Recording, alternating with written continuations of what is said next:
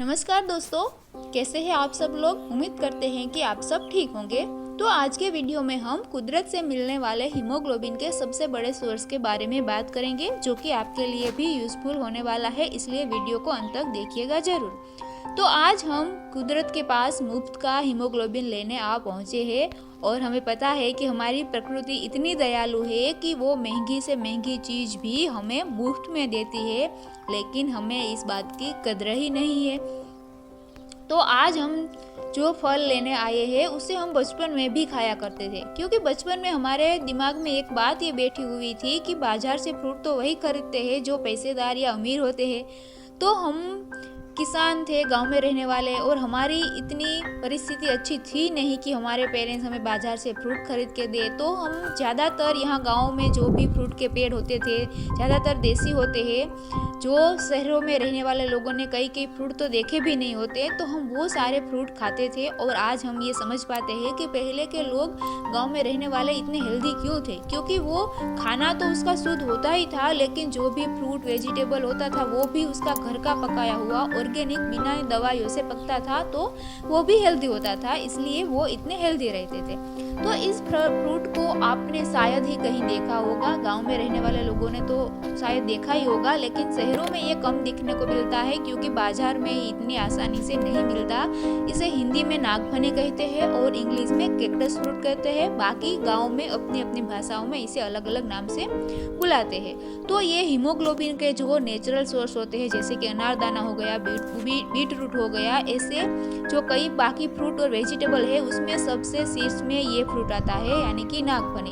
हमने गांव में कई ऐसे लोगों को इस फ्रूट को ढूंढने जो आते हैं उसे देखा है कि उसकी फैमिली में या तो कोई बहुत ज़्यादा बीमार है, ब्लड कैंसर जैसे बीमारी में भी डॉक्टर इस फ्रूट को खाने को सजेस्ट करते हैं और लोग इसे ढूंढते हुए गांव में आ पहुंचते हैं। वैसे गांव में भी अब इसके पेड़ ज़्यादा नहीं बचे हैं, क्योंकि इसके जो कांटे होते हैं वो बड़े ही खतरनाक होते हैं, इसलिए अगर खेतों के आसपास इसके पौधे रहते हैं तो किसान इसे ज़्यादातर निकाल ही देते हैं, लेकिन आज भी आपको मिल तो जाएंगे ही। और ज़्यादातर इसके फ्रूट बारिश के मौसम में बहुत ज़्यादा आते हैं, गर्मियों में भी आते हैं, और इसको पानी वगैरह की ज़रूरत नहीं होती है। ये वो जो डेजर्ट में उगने वाले पौधे होते हैं उसमें ये शामिल होते हैं। यहाँ आप देख सकते हैं कि ये खेत के किनारे लंबी लाइन आपको दिख रही है, वो सारे इसके पौधे हैं, एक बॉर्डर है।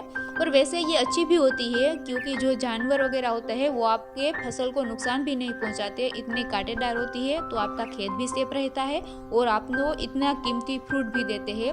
कई जो मजदूर लोग होते हैं वो तो इसे तोड़कर बाजार में जाकर बेचते भी है और अच्छा खासा कमाते भी है, तो ये बड़ा ही फायदेमंद है।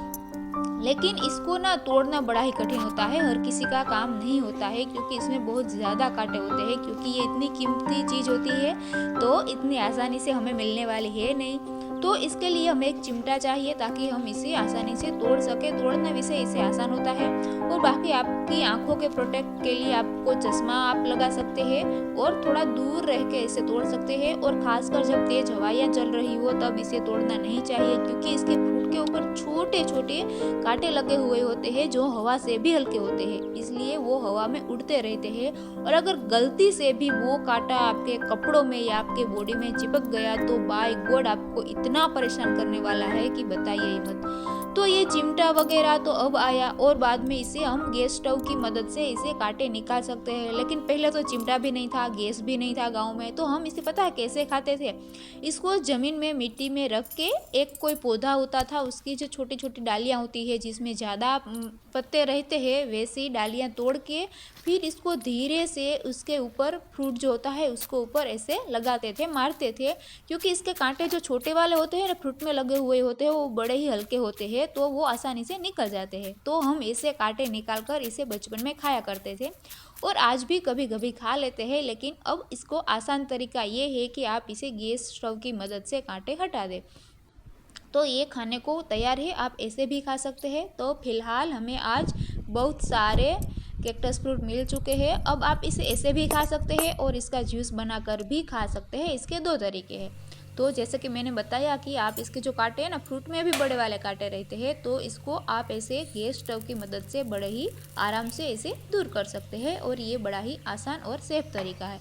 तो आप चिमटे की मदद से तोड़ सकते हैं और फिर उसके ही मदद से और गैस की मदद से इसके कांटे भी हटा सकते हैं। उसके बाद आप डायरेक्ट इसका छिलका, इसके अंदर से जो फ्रूट निकलता है वो खाने को होता है, इसलिए आप इसका छिलका हटाकर आप इसको ऐसे भी खा सकते हैं।